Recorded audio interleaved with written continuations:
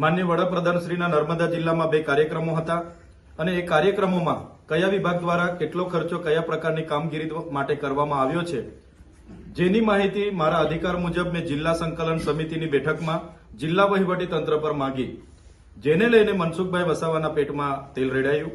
એમણે પત્રકાર પરિષદ યોજીને એમણે એવું કીધું કે ચૈતરભાઈ વસાવા ડેડિયાપાડાના ધારાસભ્ય દ્વારા માર્ગ અને મકાન વિભાગના કાર્યપાલક ઇજનેર સતીશભાઈ મોદી જેમને ડરાવવામાં ધમકાવવામાં આવ્યા છે અને 75 લાખ રૂપિયાની માંગણી કરવામાં આવી છે અને એ વાત એ કાર્યપાલક ઇજનેરે કલેક્ટર શ્રી નર્મદાના એસકે મોદીજીને કીધી અને એસકે મોદીજીએ અમને બોલાવીને આ વાત કરી છે ત્યારે અમે 1 પણ રૂપિયો આપવાનો થતો નથી એવું અમે જણાવ્યું છે। જેવી વાત મીડિયાના માધ્યમોથી જોતા એની ગંભીરતા સમજીને અમે કલેક્ટર શ્રી નર્મદાને મળવા માટે 24/12/2025 ના રોજ ગયા અને કલેક્ટર શ્રીએ મીડિયા મિત્રોની ઉપસ્થિતિમાં અમારી જે રજૂઆત હતી કે આનો ખુલાસો આપો ત્યારે એમણે કીધું કે આ વાત બિલકુલ ખોટી છે।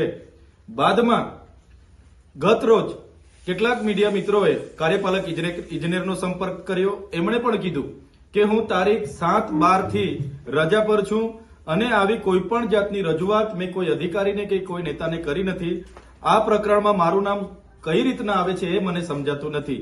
ત્યારે આ બાબતને લઈને મનસુખભાઈ વસાવા બોખલાઈ ગયા છે અને એમણે એટલા હદ સુધી સરકારને અને ભાજપના પાર્ટીના ઉચ્ચ નેતાઓને ધમકી આપી કે હું રાજીનામું આપી દઈશ, પાર્ટી છોડી દઈશ। એટલે ઉપરથી સરકારે કલેક્ટર શ્રીને સમજાવ્યા કે ભાઈ સત્તા સામે શાણપણ સારું ના લાગે, તમે અમારી ગુજરાતમાં અને કેન્દ્રમાં સરકાર છે, અમે કહીશું એ પ્રકારે તમે આવતીકાલે બોલી દેજો। કલેક્ટર શ્રી રજા પર જવાના હતા છતાં મનસુખભાઈને મળવા માટે એમને ઉપસ્થિત રાખવામાં આવ્યા। એક આખી વાર્તા સ્ક્રિપ્ટ તૈયાર કરવામાં આવી। મનસુખભાઈ વસાવા પોતાના મોરચા સાથે ત્યાં પહોંચે છે અને કલેક્ટર શ્રી કહે છે કે હેલિકોપ્ટર જયારે ઉડી ગયું ને હેલીપેડ પર થયેલી વાત પ્રમાણે હું તમારી વાત સાથે સહમત છું। ભાઈ ઓફિસની અને હેલીપેડની વાત આમાં આવે ક્યાંથી? આપણે 75 લાખના તોડના તમે જે આક્ષેપ મારા પર કર્યા હતા એની ખુલાસાની વાત કલેક્ટરને કીધી હતી અને કલેક્ટરે ચોખ્ખી આ વાત ખોટી છે એવું કીધું। આજે કલેક્ટર જયારે એમને સમર્થન આપતા હોય તો તમે બંધારણીય પદ પર બેસીને 2 મોડાની વાત કરો એ વ્યાજબી નથી। તમે અમે જે માહિતી માંગી છે એ માહિતી તમે અમને આપી દો અને અમે જે ખુલાસો માંગ્યો છે એ ખુલાસો પણ દિન 7માં કલેક્ટર શ્રી અમને આપે।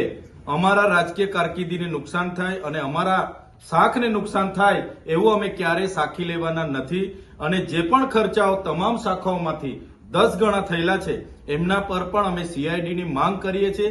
સીઆઈડી તપાસ કરશે તો દૂધનું દૂધ પાણીનું પાણી થઈ જશે। કોની એજન્સીઓ છે? તો મનસુખભાઈના સાથેની એજન્સીઓ હોવાના કારણે એ પોતાની શાખ બચાવવા માટે એમનું ચાલ ચરિત્ર બહાર આવી ગયું અને બચાવવા માટે છેલ્લી પાયરી પર રાજીનામા આપવા સુધી ગયા છે। ત્યારે કલેક્ટરને અમને જાણવા મળ્યું છે ઈડી સુધીની ધમકીઓ ભાજપના નેતાઓ દ્વારા મળી છે। સરકાર દ્વારા પ્રેશર કરવામાં આવ્યું છે કે સત્તાની સામે શાણપણ યોગ્ય નથી, અમે કહીએ એ પ્રકારે તમારે નિવેદન આપવાનું છે। કલેક્ટર સાહેબની મજબૂરી હું સમજી શકું છું। એનો દબાવ જે પ્રકારે કલેક્ટર સાહેબ પર નાખવામાં આવ્યો એ દબાવવશ થઈને આજે એમણે પોતાની વાત ફેરવી તોડવી પડી છે। છતાં અમે એમની મજબૂરી સમજીએ છીએ। આવનારા દિવસોમાં આ કાર્યક્રમની તમામ માહિતી અમે માંગીશું, અંદર ઉતરીને માહિતી માંગીશું અને જે પણ જવાબદારો છે એમના પર સીઆઈડીની તપાસ થાય, કાર્યવાહી થાય અને રિકવર થાય એ અમારી માંગણી છે।